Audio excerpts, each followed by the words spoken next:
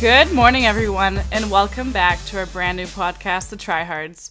Weekly, you can hear us talk about different aspects of entrepreneurship, business ownership, and what it's like doing it so young. We're your hosts, Maddie Thompson. And Bella Brickley. Thank you for joining us. Today we're back with the second episode of our new series called Let's Talk to You.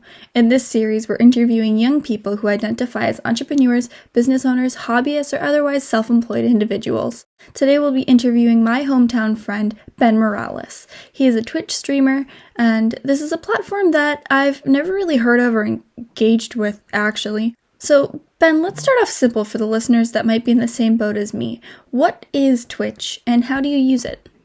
Alrighty, so Twitch is like live YouTube, but in a sense, better. It basically lets you live stream to a platform where people can find you allegedly, but they don't do a great job of sharing small creators. That's a whole different issue. And it is a platform that has a bunch of monetization options. It's just really cool. You get ad revenue through bits and subscriptions. When you reach a certain tier, you get stuff like affiliate or a partner, which means you actually start to either get paid or you get like a contract with Twitch.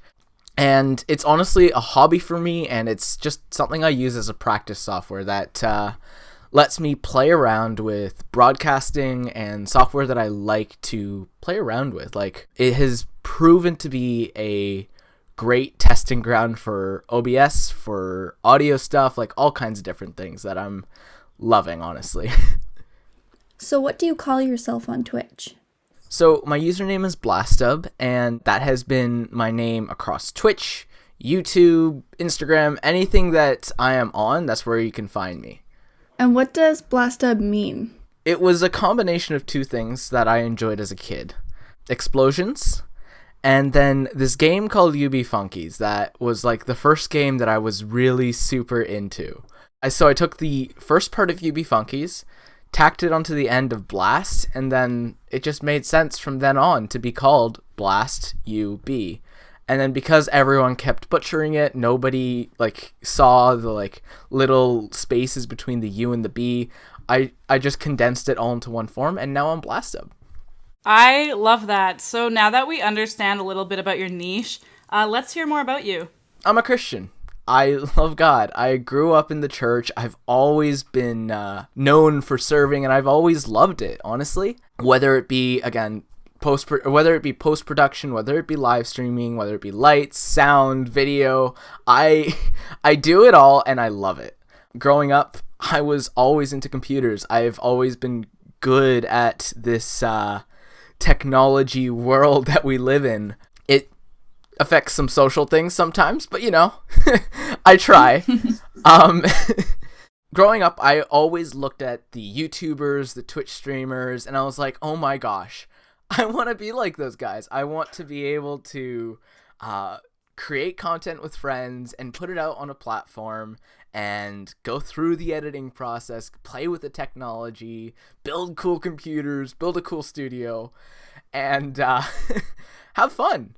I was heavily inspired by a group called the Yogscast, and that's what got me to start on YouTube with my friends. I didn't have time for editing, and I realized that after a certain point, editing for YouTube wasn't going to be a good strategy for me because I am bad at organizing myself.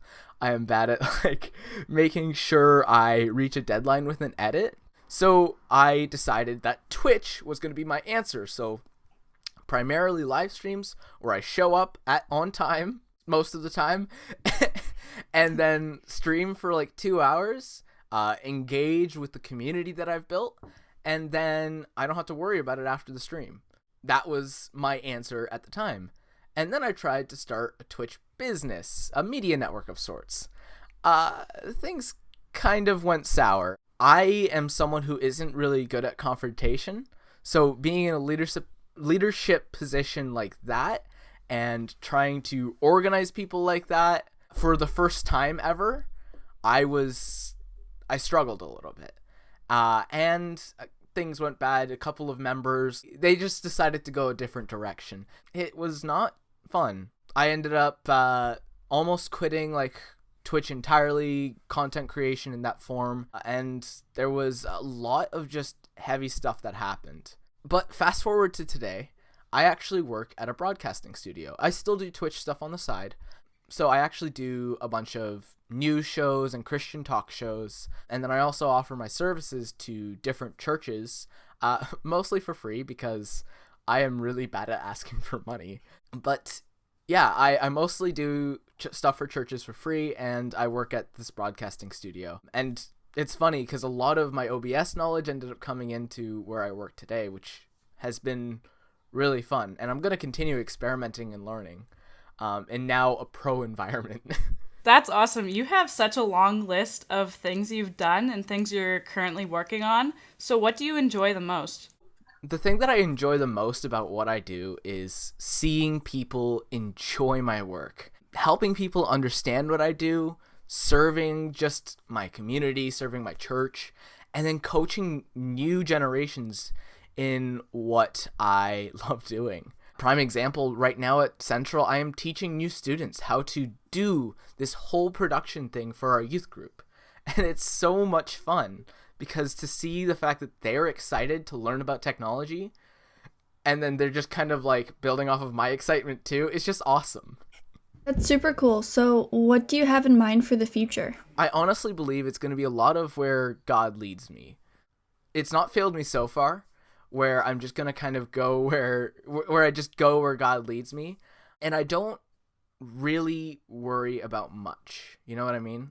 Like, I don't let all of these different things like no money, no all of these things really hurt me because I have faith and trust in a God that is more powerful than all of this. I've learned to not worry about those kinds of things, those material things.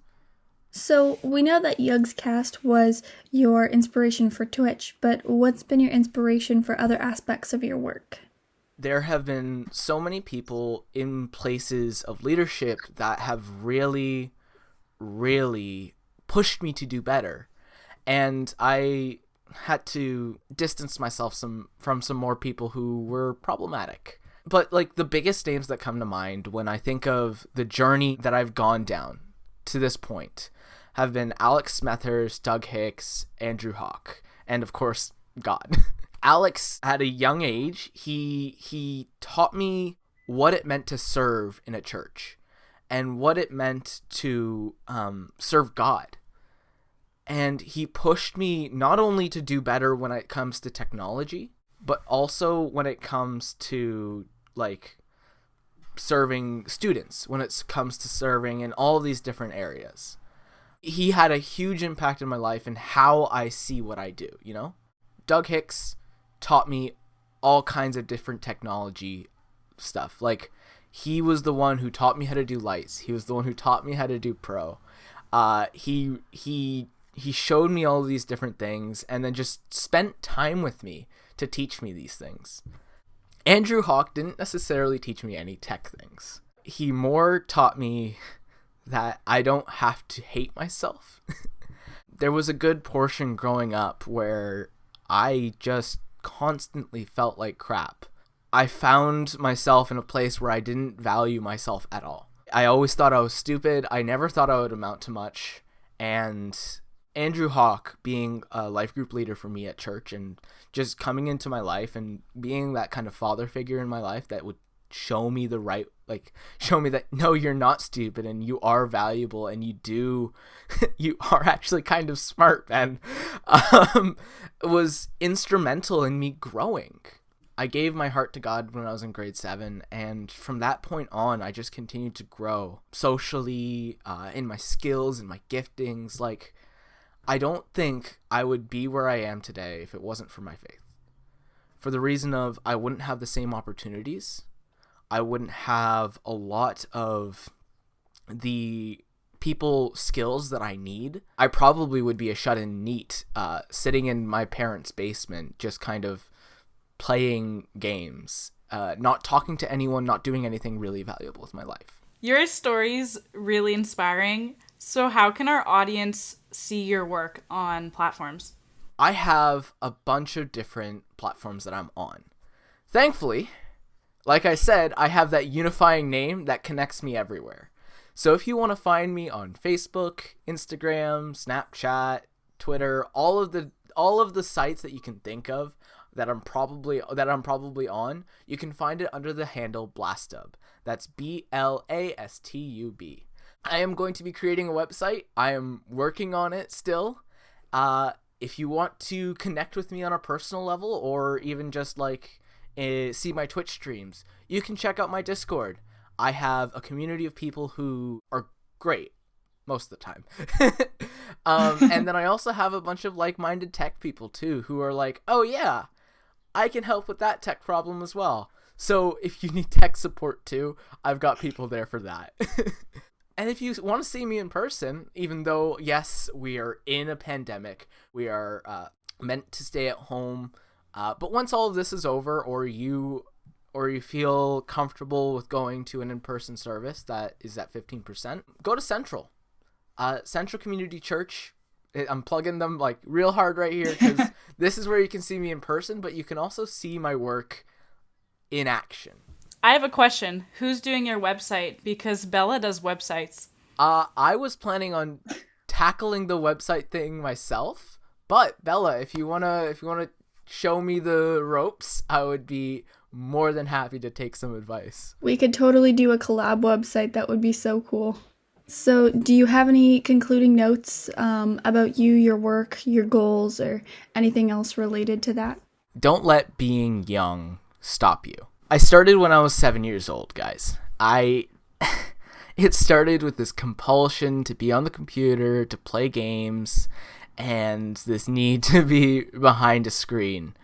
But it grew into something so much more. If I wasn't passionate about this, if I didn't really lean into who God made me to be and into these passions that I have, there would be change in other people's lives that would have never happened. And then there's that ripple effect that ends up happening because I choose to use my interests and my passions for one thing, and it affects somebody else, and that affects somebody else, and so on and so forth. And this all started when I was 7 because I had a skill that I wanted to use, a passion.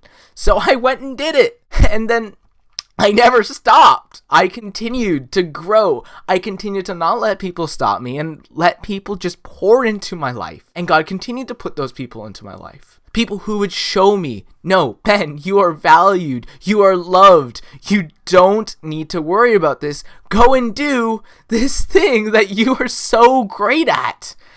And I continue to grow.